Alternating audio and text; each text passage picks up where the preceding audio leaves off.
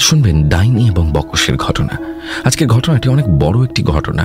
প্রায় 50 মিনিটের জন্য কানে হেডফোন দিয়ে চুপচাপ বসে পড়ুন ঘটনাটি এনজয় করতে।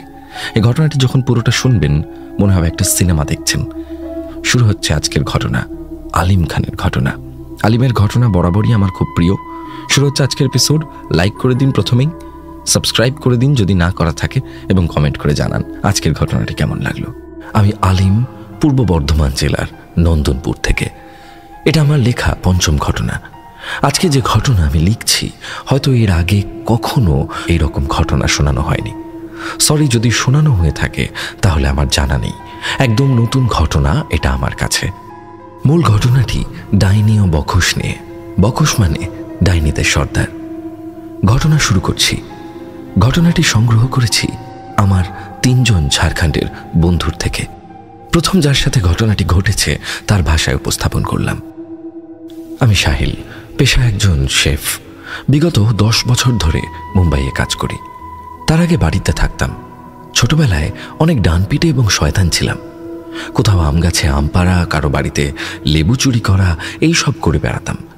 আমাদের গ্রামের পূর্ব দিকে 3 পাহাড় নামে 3টি পাহাড় আছে। সেই পাহাড়ের দক্ষিণ দিকে বিশাল জায়গা জুড়ে পড়ে আছে এক পরিত্যক্ত হাসপাতাল। অনেক বছর ধরে বন্ধ হয়ে পড়ে আছে। জায়গাটা ভুতুড়ে, তাই গ্রামের কেউ সন্ধ্যার পর চট করে ওদিকটা যায় না। একদিনের ঘটনা, গ্রীষ্মকাল তখন। আমি রাত্রিবেলা ঠিক 10টার সময় আমার এক কাকার বাড়ি থেকে লুকিয়ে 4টি ডাব পেড়ে নিয়ে সেই হাসপাতালের দিকে গেলাম। হাসপাতালের পাশে একটু দূরে একটি ছোট বাড়ি ছিল। সেই বাড়ির ছাদে গিয়ে বসে খাচ্ছিলাম। হাসপাতাল থেকে বাড়িটির দূরত্ব ছিল প্রায় 100 মিটারের মতন। খুব গরম পড়েছিল সেই সময়। 4টে ডাব খেয়ে একদম আলসেমি লাগছিল। ভাবলাম একটু শুয়ে পড়ি। পাকা ছাদে পিঠ রেখে আকাশের দিকে তাকিয়ে তারা গুনতে গুনতে কখন যে চোখ লেগে গেল বুঝতেই পারলাম না। চোখ খুলল একটি শীতল মেয়েলি কণ্ঠে। এই ছেলে, তুই এখানে কি করছিস এত রাতে? চোখ খুলে দেখি সামনে 3টি নারী মূর্তি। মুখগুলি ছিল অজানা, আমাদের গ্রামের বলে মনে হচ্ছিল না।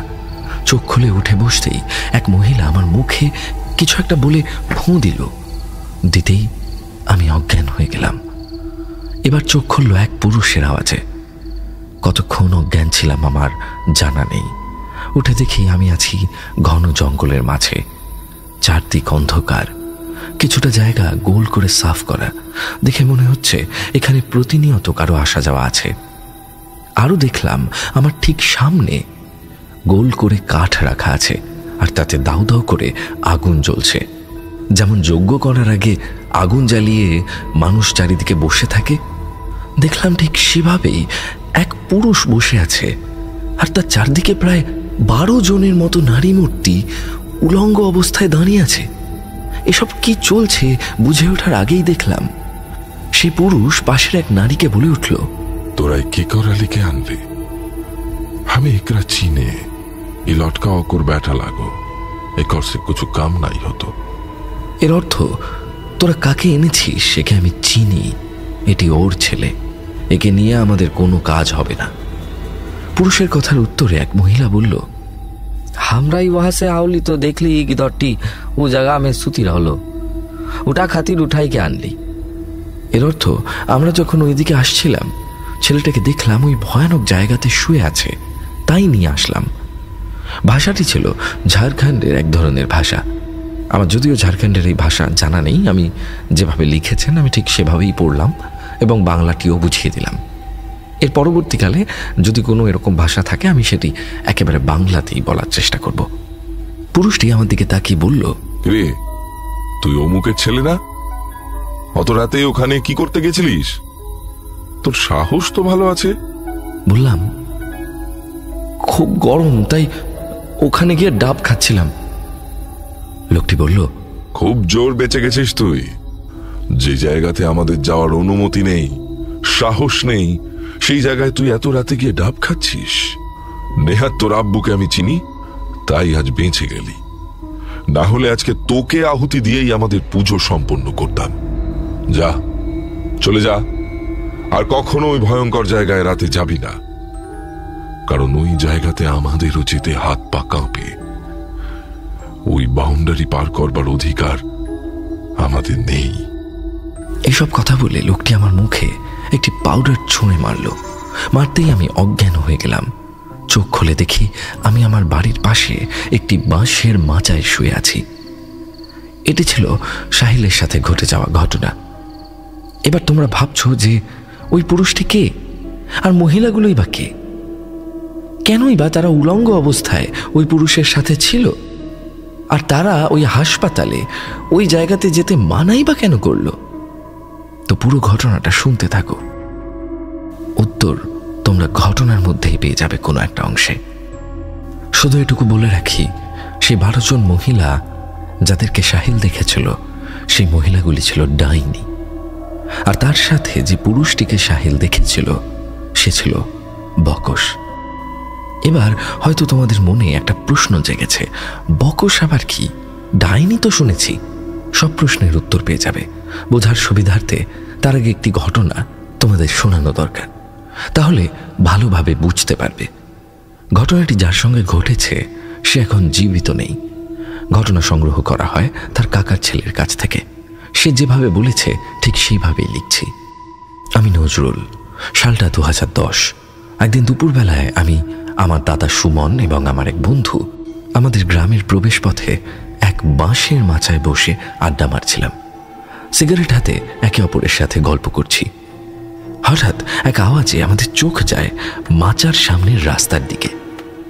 তাকিয়ে দেখি এক বৃদ্ধ মহিলা হাতে তালি মারতে মারতে সামনের রাস্তা ধরে গ্রামের দিকে এগিয়ে যাচ্ছে। সে তালি মারছে এবং কিছু একটা বিড়বিড় করে বলছে। আমরা নিজেদের মধ্যে আলোচনা করতে লাগলাম যে দেখ, বুড়িটা বোধ হয় খেপে গেছে, অকারণে হাততালি বাজাচ্ছে আর কি সব বকছে। বুড়ির মুখটা দেখা যাচ্ছিল না, পুরো মুখ ঘোমটা দিয়ে ঢাকা ছিল। সুমনদা হঠাৎ করে বলে উঠল, দাঁড়া, বুড়িটাকে একটু জ্বালাই। সুমনদা বুড়ির দিকে তাকিয়ে বলল, এই বুড়ি কোথায় যাও? হ্যাঁ, মাথাটা খারাপ হয়ে গেল নাকি? এই এই বুড়ি এই। বারবার বলার কারণে দেখে মনে হলো বুড়ি ক্ষিপ্ত হয়েছে। সুমনদা আবার বলতে লাগলো, এ বুড়ি খেপে গেলি নাকি? সুমনদার কথাটি বলার সাথে সাথে বুড়ি হাততালি থামিয়ে হিংস্র চোখে সুমনদার দিকে তাকালো। সে কি তাকানো, মনে হচ্ছে এখনই হিংস্রভাবে খুবলে খাবে। আমরা দেখে একটু অবাক হয়ে গেলাম।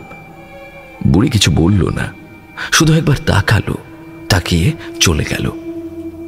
বুড়ির মুখটা ঠিক বুঝতে পারলাম না। আমরা বললাম, বাদ দে তো। এই বলে নিজেদের আড্ডায় মশগুল হয়ে গেলাম। প্রথম ঘটনা ঘটে সেদিন রাত্রে। সুমনদা প্রতিদিনের মতো খাওয়া দাওয়া করে শুয়ে পড়ল। ঘুম ভাঙল ঠিক মধ্যরাতে এক মহিলার আওয়াজ শুনে। প্রথমবার ডাক এলো, কিন্তু সুমনদা সাড়া দিল না। সে পাশ ফিরে আবার শুয়ে পড়ল। কিছুক্ষণ পর আবার একটা আওয়াজ এলো। এবারেও ঘুমের ঘোরে না শোনার ভান করে সুমনদা শুয়ে রইল। এবার আরো মিষ্টি মধুর ধ্বনিতে তৃতীয়বার আওয়াজ এলো, সুমন। এবার সুমনদা উত্তর দিল, কে কে ওখানে? এই বলে দরজা খুলে বাইরে এসে দেখল কেউ কোথাও নেই।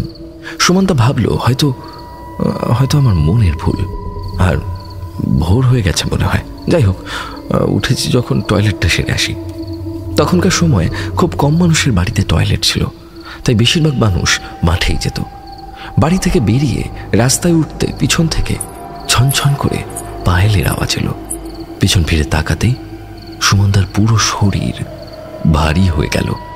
পিছনে কেউ নেই, তবে শরীরটা ভারী ভারী লাগছে কেন? হঠাৎ নিজের অজান্তেই সুমনদা সামনের দিকে দৌড়তে লাগলো। মনে মনে ভাবছে, এটা কি হচ্ছে আমার সাথে? আমার নিজের প্রতি কোনো কন্ট্রোল নেই। সুমনদা চাইলেও দাঁড়াতে পারছিল না। সুমনদার বাড়ি থেকে অর্ধেক কিলোমিটার দূরে একটি অশ্বত্থ গাছ আছে। সুমনদা দৌড়ে সেখানে যাচ্ছে, আবার সেখান থেকে বাড়ির কাছে আসছে, আবার সেখানে যাচ্ছে, আবার আসছে। এভাবে দৌড়ে যাচ্ছে অবিরত। একটা মানুষ যদি এভাবে 2-3 ঘন্টা দৌড়তে থাকে তাহলে তার অবস্থা কি হবে ভাবো একবার। এভাবে রাত 1টা থেকে ভোরের ফজরের আজান দেওয়ার আগ পর্যন্ত সুমনদা দৌড়তে থাকে। অনেক চেষ্টা করেও সে নিজেকে আটকাতে পারে না। অবশেষে ফজরের আজান শুরু হতেই বাড়িতে এসে হুমড়ি খেয়ে পড়ে। পাশ দিয়ে এক কাকা ফজরের নামাজ পড়তে যাচ্ছিল দেখতে পেয়ে ছুটে এসে তুলে বাড়ির ভিতর নিয়ে যায়। জিজ্ঞাসা করতে সুমনদা সব ঘটনা খুলে বলে। কথাগুলি শুনে কাকা বলে, চিন্তা করিস না, তোর কোনো ক্ষতি করতে পারেনি, এখন আরাম কর, আর রাতে কখনো 4 বার না ডাকলে সাড়া দিবি না। এই বলে কাকা চলে গেলেন। সুমনদা একটু বিশ্রাম করে টয়লেট করতে মাঠে গেল। কাজ সেরে আসার সময় নদীর ধারের বড় এক পাথরে পা লেগে পড়ে গেল। পড়তেই পায়ের গোড়ালিটা মচকে গেল। কোনো রকমে খুঁড়িয়ে খুঁড়িয়ে বাড়িতে এসে মাকে বলল, মা, পাটা একটু মালিশ করে দাও তো, নদীর ধারে পড়ে গেছি। মা দেখে একটু বকাঝকা করে আর বলে, আজ কোথাও তোকে কাজে যেতে হবে না, একটার পর একটা বিপদ ঘটছে। সুমনদা বলল, না মা, আজকে একটা বড় অর্ডার আছে, ভালো করে ব্যান্ডেজ বেঁধে নিয়ে যেতেই হবে। এই বলে দুপুরে খাওয়া দাওয়া সেরে পাশের এক কাকা এবং সুমনদা বেরিয়ে পড়ল। সুমনদার গ্রাম থেকে প্রায় 10 কিলোমিটার দূরে ছিল অর্ডারটি। সুমনদা কাঁথা সেলাইয়ের কাজ করত।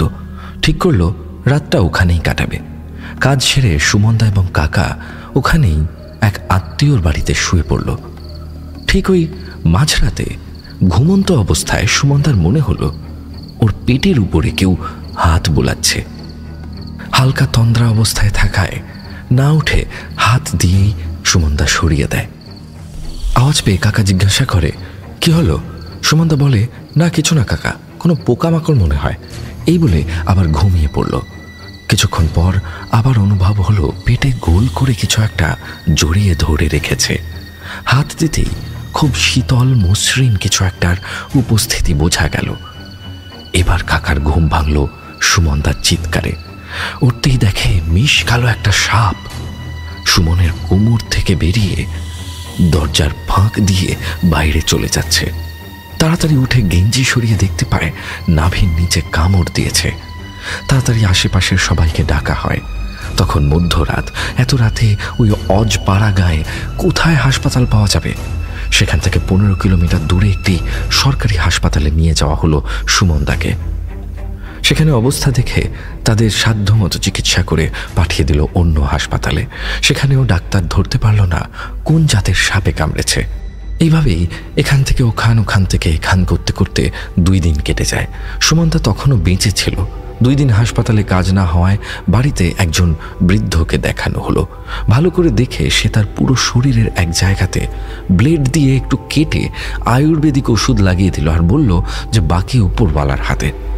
সুমনদার পুরো শরীর কালো চাকা চাকা দাগ হয়ে গেছিল। 3 দিনের মাথায় সুমনদার মৃত্যু হলো। পুরো গ্রাম শোকে আচ্ছন্ন। জোয়ান একটা ছেলে চলে গেল। ধর্ম অনুযায়ী সমস্ত কাজ করে দাফন করা হলো। কিছুদিন কেটে যাওয়ার পর সুমনদার বাড়ির লোকেরা এই ঘটনা নিয়ে সন্দেহ হতে একজন মৌলবীকে বাড়িতে ডাকলো। আসলে যা ঘটেছে সেটা অস্বাভাবিক। বাড়ির লোকের মনে হলো অন্য কোনো রহস্য নিশ্চয়ই লুকিয়ে আছে এর পিছনে। সুমনদা মারা যাওয়ার 1 সপ্তাহ পর উনি আসেন। সমস্ত ঘটনা শোনার পর উনি সুমনদার মাকে ওর ব্যবহৃত কোনো কাপড় আনতে বলে। সেটা হাতে নিয়ে কিছুক্ষণ চোখ বন্ধ করে থাকার পর যে কথাগুলি আমাদের বলে সেটা শুনে সবার বুক কেঁপে ওঠে। হুজুর বলেন, দেখো, যে কথাগুলি আমি বলবো মন দিয়ে শোনো। আমি জানি সুমন আর ফিরে আসবে না, কিন্তু ওর মৃত্যু কোনো স্বাভাবিক মৃত্যু নয়। তোরা যদি আমাকে 2 দিন আগে ডাকতিস তাহলে হয়তো বেঁচে যেত। শুরু থেকে বলি কি ঘটেছে। গত কয়েকদিন আগে সুমন আর ওর বন্ধুরা ওই মাচায় যখন বসেছিল, এক বুড়ি হাতে তালি মারতে মারতে আসছিল। সে ছিল ডাইনি। সে নিজের শক্তি দ্বিগুণ করার জন্য মনে মনে এক মন্ত্র জপ করছিল। সে মন্ত্র ভালোভাবে এক ধ্যানে জপ করতে পারলে সে অনেক রকম শক্তির মালকিন হতো। সেই জায়গায় সুমন বারবার ডেকে তার মন্ত্র জপে বিঘ্ন ঘটিয়েছে। মন্ত্রে ভুল হতে তার অনেক বড় ক্ষতি হয়। তাই সেদিন সে মনে মনে ঠিক করে সুমনকে সে বাঁচতে দেবে না। তাই মধ্যরাতে তুলে নিয়ে গিয়ে সারা রাত ছোটানো থেকে সাপের রূপ ধরে কামড়ানো সব তারই কাজ। আর ওর মৃত্যুর কিছুক্ষণ আগে ওর দেহ থেকে কলিজা বের করে মাটির ভারে করে তোদের বাড়ির সামনের কাঁঠাল গাছে রেখেছিল। আমি আসবো খবর পেয়ে সরিয়ে নিয়েছে। সুমন জীবিত থাকা অবস্থায় যদি তোরা আমাকে ডাকতিস তাহলে হয়তো আমি ওকে বাঁচাতে পারতাম। ও সাপের বিষে মরেনি, ওর কলিজা খেয়ে নিয়েছে ওই ডাইনি, তাই ও মরেছে। আমি চাইলে সে কে তোদের বলে দিতে পারি।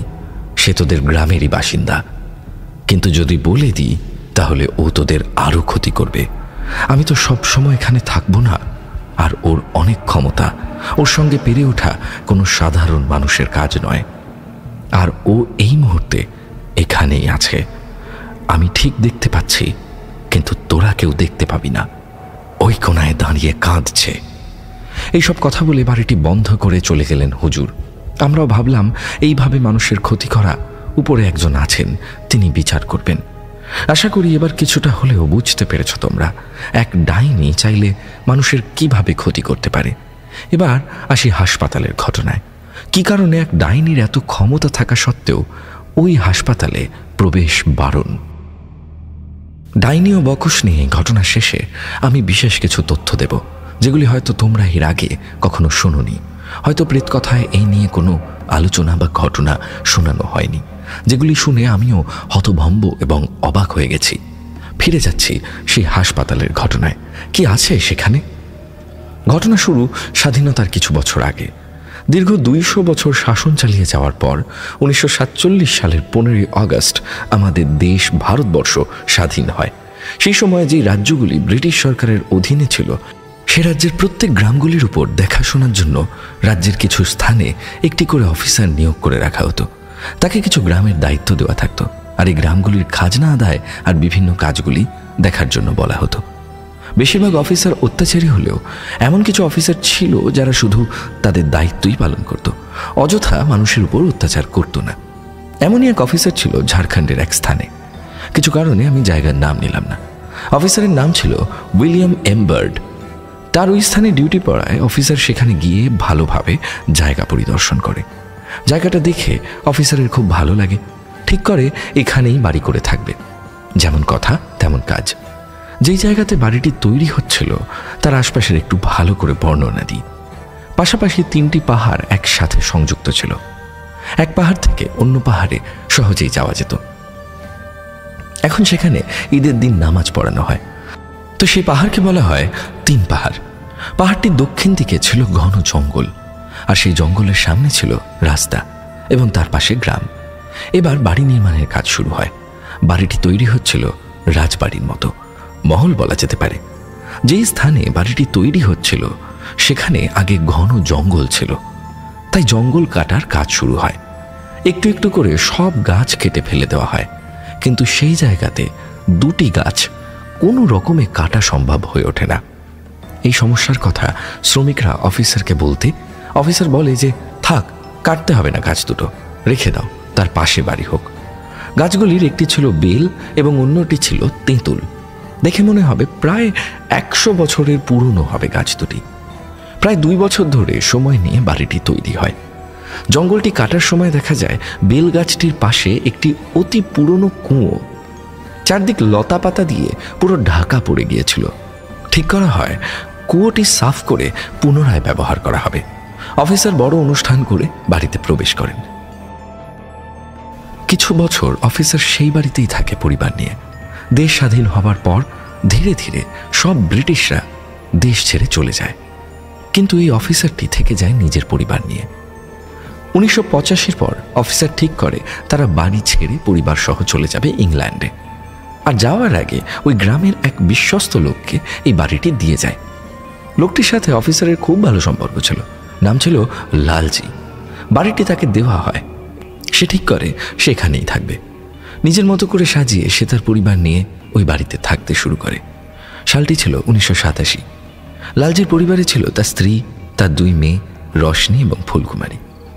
প্রথম ঘটনা ঘটে কালী পুজো তথা দিওয়ালির দিন রাতে। রাতের খাওয়া শেষ করে সবাই ঘুমিয়ে পড়েছে। সারাদিন পুজোর নানান রকম কাজ করে সবাই খুব ক্লান্ত ছিল। একটি ঘরে লালজি থাকতেন এবং তার স্ত্রী, এবং অন্য ঘরে তার 2 মেয়ে। লালজির বড় মেয়ে রশনির ঘুম ছিল একটু কাঁচা। ছোট কোনো শব্দেই তার ঘুম ভেঙে যেত। হঠাৎ করে মধ্যরাতে রশনির ঘুম ভাঙল একটা ছোট্ট ছেলের আওয়াজে।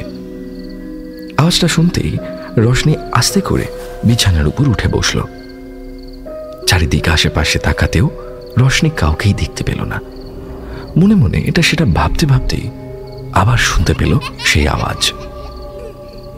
বাড়ির ভিতর থেকে যতটা বোঝা যাচ্ছে মনে হচ্ছে দরজার পিছনে কোনো 5-7 বছরের বাচ্চা দৌড়াদৌড়ি করছে বাড়ির এক পাশ থেকে অন্য পাশে। রুমটির বাইরে ছিল লম্বা বারান্দা আর বাঁ দিকে নিচে নামা সিঁড়ি। রশনি কৌতূহলবশত বাড়ির দরজা খুলে বাইরে এলো।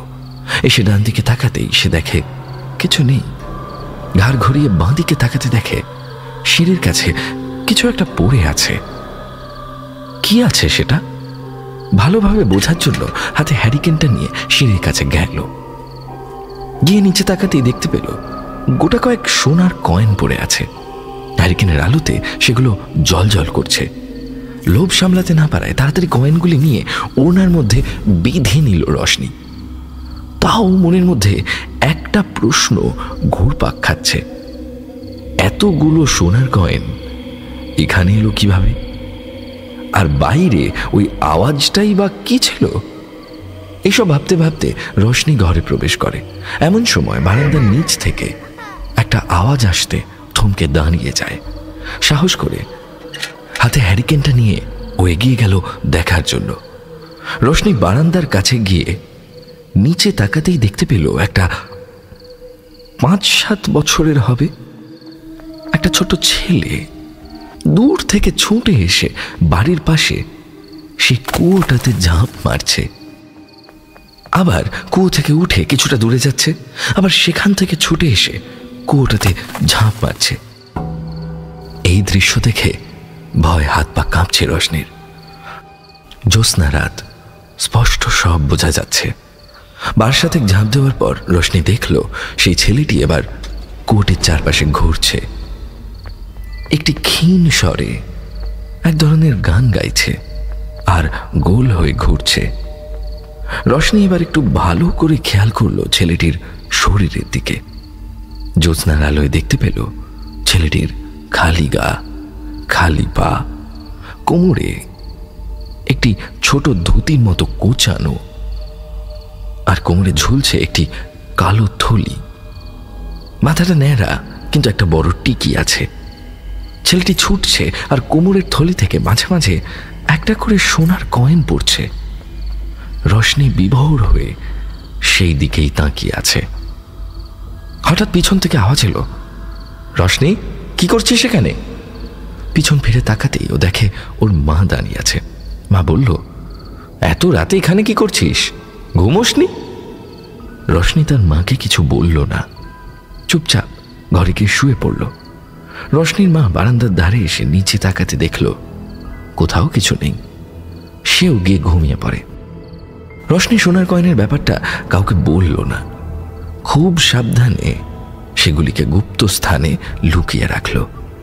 কিছুদিন পর একদিন দুপুরে রশনির মা কুয়োর ধারে কাপড় ধুচ্ছিল। কুয়ো থেকে জল তোলার সময় দেখতে পায় বালতির মধ্যে একটি অতি পুরনো তামার কলসের মতো একটি পাত্র উঠে এসেছে। পাত্রটি দেখে রশনির মায়ের মনে প্রশ্ন জাগে, কি এটা? এত পুরনো যে সেটা পুরো শ্যাওলায় ঢেকে গেছে। তিনি খুলে দেখেন, অনেক কষ্টে পাথরের আঘাতে সেটাকে ভেঙে ফেলে।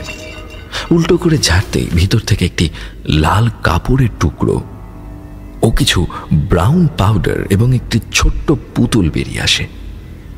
নাকে সেই পাউডার ঢুকতেই কাশতে শুরু করে রশনির মা। বিরক্ত হয়ে পাত্রটি কুয়োতেই আবার ছুঁড়ে ফেলে দেয় এবং পুতুলটি ও লাল কাপড়টি পাশের জঙ্গলে ফেলে দেয়। রশনির বাবা বাড়ি আসতে তাকে পুরো ঘটনাটা বলে। রশনির বাবা বলে, কিচ্ছু না, ফালতু, বাদ দাও, ভেবো না এসব নিয়ে। পরের দিন দুপুরে খুব জোরে ঝড় বৃষ্টি শুরু হয়। এত জোরে ঝড় হচ্ছে বাইরে কোনো মানুষ দাঁড়িয়ে থাকতে পারবে না। সেদিন লালজি, তার স্ত্রী এবং মেয়ে সবাই বাড়িতে ছিল। বাড়ির দরজা জানলা বন্ধ করে সবাই বারান্দায় বসে আছে। হঠাৎ করে ভীষণ ভয়ঙ্কর একটা আওয়াজ এলো বাইরে থেকে। মনে হলো একজন মহিলা খুব জোরে চিৎকার করছে। এই ঝড় বৃষ্টির মাঝেও তার আওয়াজে পুরো বাড়ি কেঁপে উঠছে। রশনি, ফুলকুমারী এরা ভয় কাঁপছে। আওয়াজটি প্রতিনিয়ত হয়েই যাচ্ছে। সাহস করে লালজি উঠে বারান্দার ধারে গেল, যেখান থেকে কুয়োটা দেখা যায়।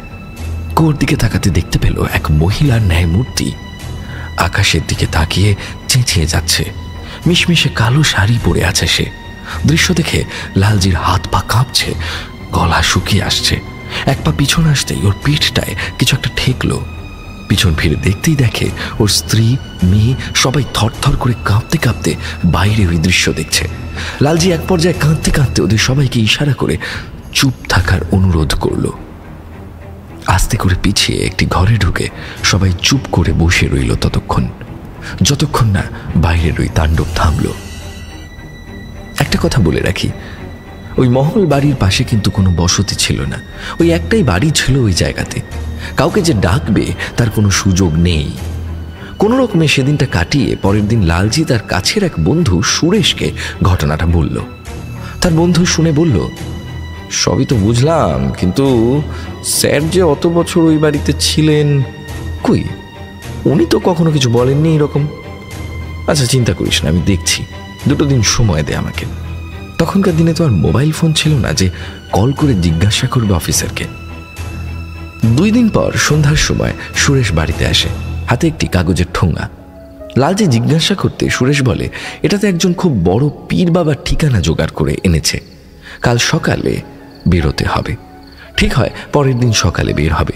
কথা মতো লালজি এবং সুরেশ কাগজে লেখা সেই ঠিকানাতে গিয়ে পৌঁছয়। সেখানে গিয়ে পীর বাবার সঙ্গে দেখা করে সব ঘটনা খুলে বলে। তিনি বলেন, এখান থেকে কিছু করা সম্ভব না, আমাকে যেতে হবে সেই স্থানে। আর আমি যে এই ব্যাপারে তোমাদের বিশেষ কোনো উপকার করতে পারবো তাও বলতে পারছি না, তাও চেষ্টা করব। কথা হলো আগামী শনিবার সন্ধ্যার পর উনি আসবেন। ওনার কথা শুনে লালজি এবং সুরেশ বাড়ি ফিরে আসে। ঠিক শনিবার আসতে লালজি পীর বাবার কথা মতো কিছু সামগ্রী সংগ্রহ করে রাখে এবং সতর্ক থাকে। সুরেশকেও আসার জন্য বলে। বাড়ির থেকে একটু দূরে রাস্তার মোড়ে অপেক্ষা করতে থাকে লালজি এবং সুরেশ। সন্ধে গড়িয়ে রাত হয়ে গেল, কিন্তু পীর বাবা এলো না। এত দেরি হচ্ছে কেন? হঠাৎ দূর থেকে দেখতে পায় একটি মহিষের গাড়ি আসছে। গাড়িটি এসে লালজির কাছে দাঁড়ায়। গাড়ি থেকে পীর বাবা নামেন। উনি একটু বেশি বৃদ্ধ ছিলেন, প্রায় 100 বছরের উপর। ওনাকে ধরে নামাতে হলো। ওনার সাথে 2 জন জোয়ান ছেলেও এসেছিল। গাড়ি থেকে নেমে পীর বাবা এদিক ওদিক তাকাতে লাগলেন। লালজি ভাবতে লাগলো, আচ্ছা উনি কি এখানে আগে এসেছেন? যেভাবে চারদিকটা চেয়ে চেয়ে দেখছেন, মনে হয় এসেছেন। পীর বাবা কাঁপো কাঁপো গলায় বলে উঠলেন, তোমার বাড়িটা কোন দিকে? লালজি কথার উত্তর দিয়ে ওনাকে নিয়ে চললেন। বাড়িতে পৌঁছে চারদিকটা একবার ভালো করে দেখে নিলেন। এবার জিজ্ঞাসা করলেন, আচ্ছা তোমাদের মধ্যে কে আগে ওই মহিলা মূর্তি দেখেছিল? লালজি উত্তর দিল, আমি বাবা। আচ্ছা, তা কোথা থেকে দেখেছিলে? লালজি আঙুল দেখিয়ে ব্যালকনিটা দেখালো। পীর বাবা আস্তে করে উঠে এসে ব্যালকনির কাছে গেলেন। নিচে তাকাতে হুজুরের মুখ থেকে সব রং উড়ে গেল। উনি কাঁপো কাঁপো গলায় বললেন, এই বাড়ি কে তৈরি করেছে? লালজি বলল, জি বাবা, আমার একজন পরিচিত ব্রিটিশ স্যার। তিনি কোথায়? বাবা তিনি তো ইংল্যান্ডে চলে গেছেন আমাকে বাড়িটি দিয়ে। পীর বাবা বললেন, তোমরা জানো না তোমরা কি করেছ? আচ্ছা, আজ এই পাত্রটি কুয়ো থেকে পেয়েছিলে সেটা কোথায়? লালজি স্ত্রী উত্তর দেয়, বাবা ওটাও কুয়োতে ফেলে দিয়েছি, তারপর থেকে তুই কুয়ো ব্যবহারও করিনি। বাবা বললেন, সবাই নিচে চলো, এই বাড়িতে কেউ থাকবে না। নিচে গিয়ে বাবার সাথীরা প্রত্যেককে একটি করে তাবিজ দেয় এবং বলে হাতে করে টিপে ধরে রাখতে। বাবা ওনার এক সাথীর কানে কিছু বললেন। কথাটা শুনে একজন লোক লালজির কাছে এসে মোটা দড়ি চাইল। কথা মতো ওনাদের মোটা দড়ি দেওয়া হয়। দড়িটি নিয়ে বাবার একজন লোক কোমরে শক্ত করে বাঁধে এবং কুয়োর উপরের বাঁশে দড়িটা লাগিয়ে বলে, আমি নিচে যাচ্ছি, তোমরা 3 জন দড়িটা ধরো। কথা মতো লালজি, সুরেশ এবং এক বাবার সাথী দড়িটি ধরে এবং হাতের তাবিজগুলো কোমরে ঢুকে নেয়। আস্তে আস্তে পীর বাবা সেই লোকটিকে নিচের দিকে ছাড়ে। ওনার হাতে ছিল একটি লণ্ঠন। কুয়োটা অনেক গভীর ছিল, তাই নিচ পর্যন্ত যেতে কিছুটা সময় লাগছিল। নিচে যাওয়ার কিছুক্ষণ পর নিচ থেকে আওয়াজ আসে উপরে তোলার জন্য। 3 জন মিলে টেনে লোকটিকে উপরে তোলে। তার হাতে ছিল সেই পাত্রটি। লোকটি পাত্রটি এনে পীর বাবার হাতে দেয়। পাত্রটিতে ঢাকনা ছিল না, তাও ভিতরে একটুও জল ঢোকেনি। উনি হাতে নিয়ে উল্টো করতেই ভিতর থেকে সেই ব্রাউন পাউডার, একটি পুতুল এবং লাল কাপড় বেরিয়ে আসে। সেটি দেখতেই লালজির স্ত্রী চেঁচিয়ে ওঠে। ও বলে, বাবা, এটা তো আমি জঙ্গলে ছুঁড়ে ফেলে দিয়েছিলাম। পাত্রটির ভিতরে কোথা থেকে এলো? বাবা ইশারা করে শান্ত থাকার অনুরোধ করলেন। এবার বাবা বললেন, তোমরা সবাই একে অপরের হাতে হাত রেখে চুপচাপ বসে পড়ো। যাই হোক, এদিক ওদিক কেউ তাকাবে না, চোখ বন্ধ রাখবে। যতক্ষণ না আমি বলবো চোখ খুলবে না। আর কোনো কারণে যদি আমি নাও বলি, তাহলে ফজরের আজান হলে তারপরে চোখ খুলবে। এবার বাবা নিজের কাজ শুরু করলো। ব্যাগ থেকে একটি থলি বের করে ওনার সাথীকে দিল আর বলল, এই পাউডারটা ওদের চারদিকে গণ্ডি কেটে দাও। আর আমরা যেই 3 জন আছি, আমাদের চারদিকেও একটি গণ্ডি কেটে দাও। কথা মতো 2টি গণ্ডি কাটা হলো। এবার বাবা পুতুলটি মাটিতে রেখে মনে মনে মন্ত্র পড়তে লাগলেন। কিছুক্ষণ পরে খুব জোর মেঘ ডাকা শুরু হয়।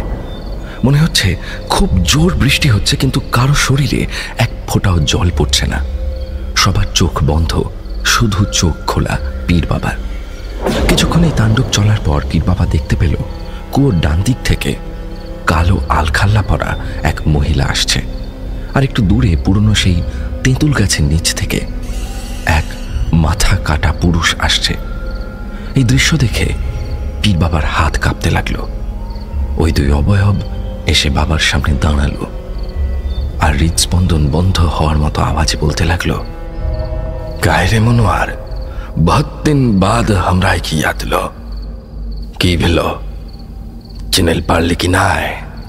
তোর উস্তাদ তোরা শিখাই দিল বাস। বহুত ভেল তোর নোটাঙ্কি চাল, আভি জাগা আমার। কথাটা শুনে পীর বাবা জোরে চিৎকার করে অজ্ঞান হয়ে গেল। কথাটা ছিল, যতক্ষণ না ফজরের আজান হবে কেউ চোখ খুলবে না আর গণ্ডির বাইরেও বের হবার চেষ্টা করবে না। আর ভুলবশত ঘুমালে তাকে বাঁচানো অসম্ভব হয়ে যাবে। এইসব ঘটনা অনেকক্ষণ ধরে চলছিল। কারো সাহস হয়নি চোখ খোলার। ভোরে ফজরের আজানের আওয়াজ শুনতে পেয়ে সবাই চোখ খোলে। দেখতে পায় মৌলভী বাবা অজ্ঞান হয়ে পড়ে আছে। সবাই তাড়াতাড়ি ওনাকে ধরে তোলেন এবং বাড়িতে নিয়ে যান। ওনার জ্ঞান ফিরতে ওনাকে দুধ গরম করে দেওয়া হয়।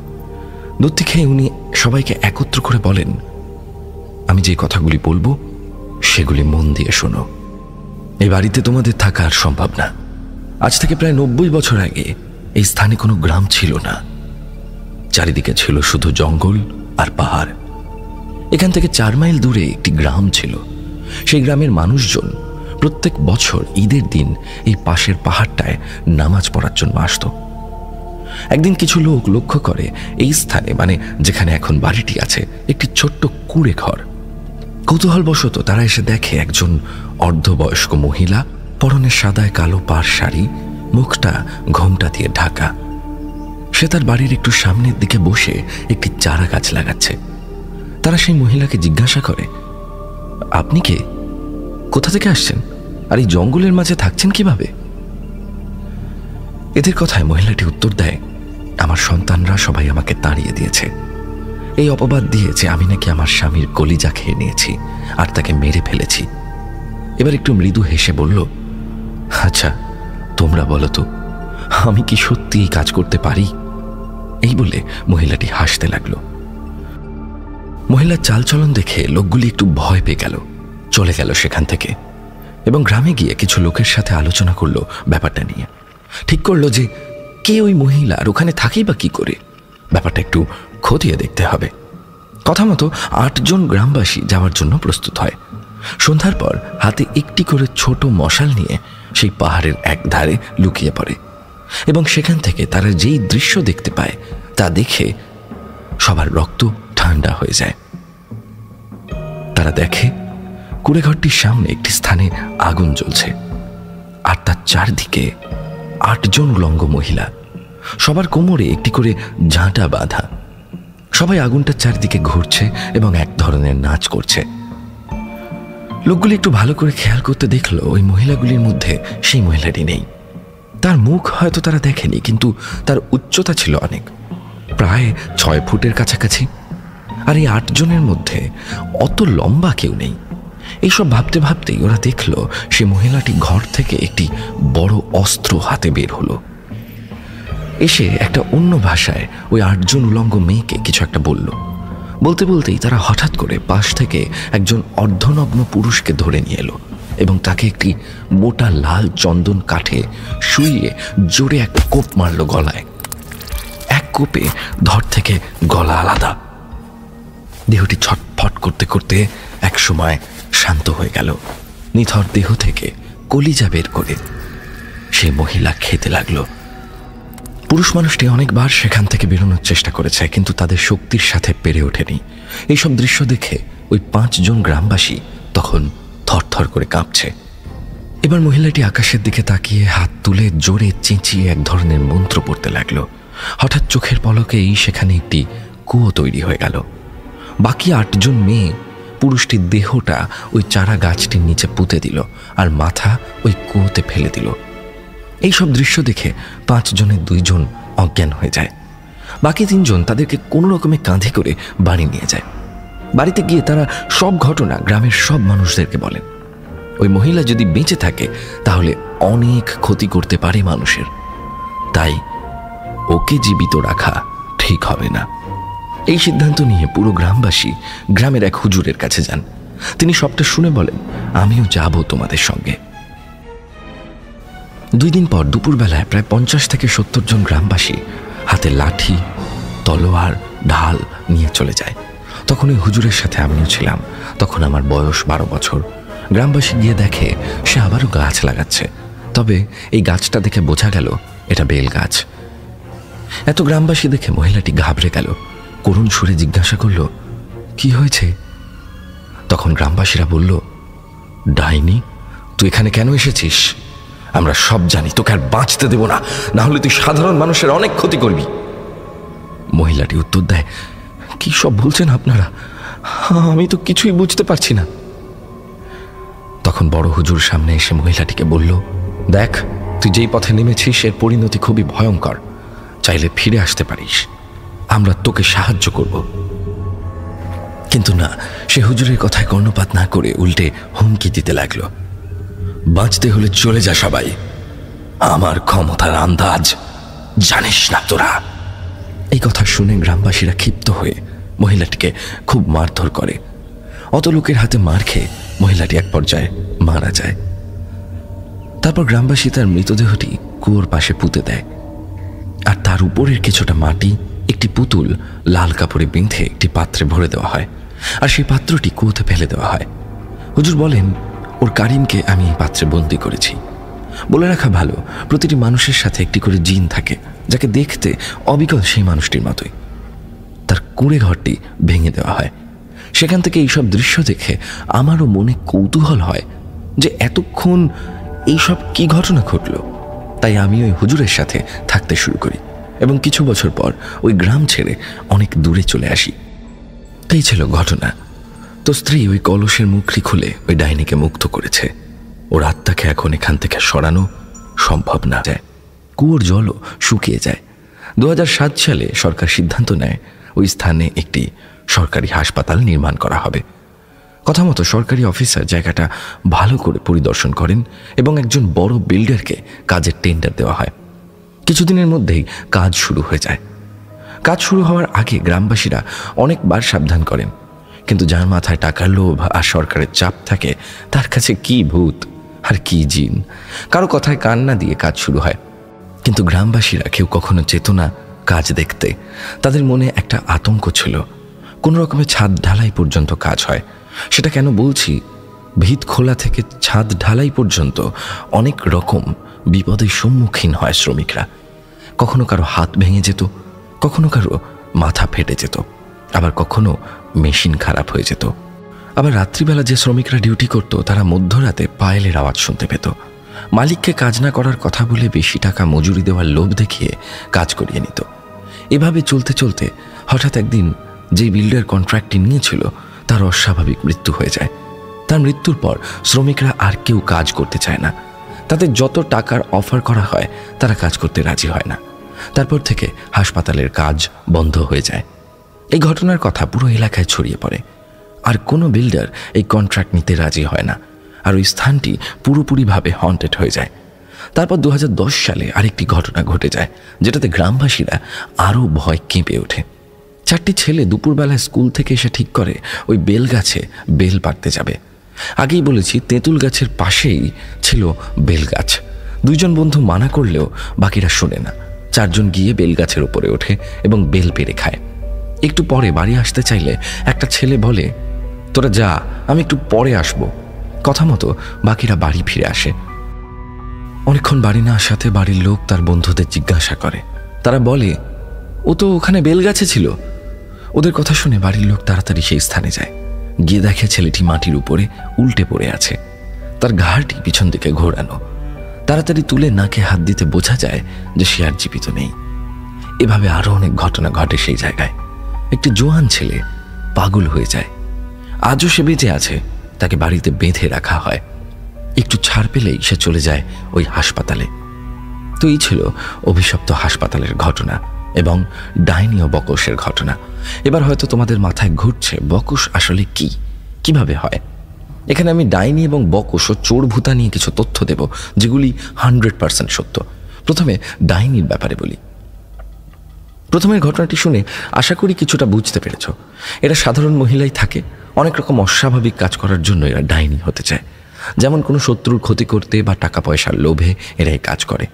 একটি সাধারণ মহিলাকে ডাইনি হতে হলে তাকে সবার প্রথমে নিজের পরিবারের একজন মানুষকে খেতে হয়, মানে বলি দিতে হয়। কিভাবে সেটা অজানা। শেখার প্রথমে তাদেরকে পিপাল গাছকে আকাশে উড়াতে হয়। পিপাল গাছটিকে অশ্বত্থ গাছও বলা হয়। কেউ জানলে কমেন্ট করে জানিও। তা চাইলে যে কোনো মানুষের কিছু ব্যবহৃত জিনিস নিয়ে জাদু মন্ত্রের দ্বারা কলিজা খেয়ে নেয়। এরা মাঝে মাঝে বকশের ডাক পড়লে উলঙ্গ হয়ে কোমরে নারকেল গাছের ঝাঁটা বেঁধে এক নির্দিষ্ট স্থানে জমা হয় এবং তাদের সাথে যে বকশ থাকে তার সাথে শারীরিক সম্পর্ক করে এবং নানা রকম জাদুবিদ্যা করে। এইসব শুনে আমার খুব ভয় লেগেছিল, তাই তাদের প্রতি শ্রদ্ধা রেখে কথাগুলি বললাম। এবার বলি বকশ কি। বকশ মূলত পুরুষরা হয়। এদেরও প্রায় একই নিয়ম মানতে হয়, কিন্তু বকশের ক্ষমতা ডাইনির থেকে অনেক বেশি। একটি বকশ চাইলে 10টি ডাইনিকে বশ করে রাখতে পারে। এক বকশের অধীনে অনেকগুলি ডাইনি থাকে, সে তাদের নিয়ন্ত্রণ করে এবং একটি নির্ধারিত সময়ে মধ্যরাতে তাদের নিয়ে যজ্ঞ হয়। এরা চাইলে মানুষের ভালোও করতে পারে, আবার ক্ষতিও করতে পারে। এবার আসি চোর ভূতার কথায়। এটির বর্ণনা আমি লালজির ঘটনার শুরুতে কিছুটা দিয়েছি। এটি এক ধরনের ভূত, ছোট্ট ছেলের মতো। এদের মাথায় একটি চুলের ঝুঁটি থাকে। এ বেশি কিছু ক্ষতি করে না, তবে এর খপ্পরে যদি কেউ পড়ে তাহলে তাকে সারা রাত এক জায়গায় ঘোরাতে থাকবে। যেখান থেকে সে চলতে শুরু করবে, ঘুমের মধ্যে ফিরে সেখানে এসে দাঁড়াবে। একে যদি কোনো মানুষ ধরতে পারে আর ওর মাথার ঝুঁটি চুল কেটে নিতে পারে, সে চোর ভূতা তার সব কথা শুনবে। যেটা বলবে সেটা অন্যের ঘর থেকে চুরি করে নিয়ে আসবে, টাকা পয়সা সোনা দানা যা খুশি। তো এই ছিল এদের বর্ণনা। কাউকে ছোট করা বা খারাপ বলা আমার উদ্দেশ্য নয়। ঘটনাটি শুধু এন্টারটেনমেন্ট পারপাসের জন্যই লিখেছি। তো এই ছিল ঘটনা। আমি সবার কমেন্টের অপেক্ষায় থাকবো। আর এই নিয়ে যদি আরও ঘটনা শুনতে চাও তাহলে আমি লিখবো, কিন্তু ছোট হবে, বেশি বড় হবে না। শুনেছি তাদের ব্যাপারে কথা বললে তারা নাকি শুনতে পায়। এই হাসপাতাল এবং বাংলো ঘরের ফটো দেখতে চাইলে আমি পাঠিয়ে দেবো। দেখা হবে আবার কোনো নতুন এপিসোডে। Love you all. অসাধারণ একটি ঘটনা আমরা শুনলাম আজকে আলিমের কাছ থেকে। আপনাদের কেমন লাগলো এই ঘটনাটি অবশ্যই জানাবেন। অনেকদিন বাদে একটি বড় ঘটনা এবং সুন্দর ঘটনা পড়লাম তানভীর নিউটন ভাইয়ের ঘটনার পরে। আলিমের ঘটনা আমার সবসময় খুব পছন্দের। আমি আলিমকে ইনসিস্ট করবো আরও ঘটনা পাঠাতে এবং ছবিগুলিও পাঠাতে। আমরা ডেফিনেটলি দেখার জন্য অপেক্ষায় রয়েছি। এবং আজকের এপিসোড আপনাদের কেমন লাগলো কমেন্ট করে জানান। আজকের মতো এপিসোড এখানে শেষ করছি। এখানে গল্প নয়, ঘটনা শোনানো হয়।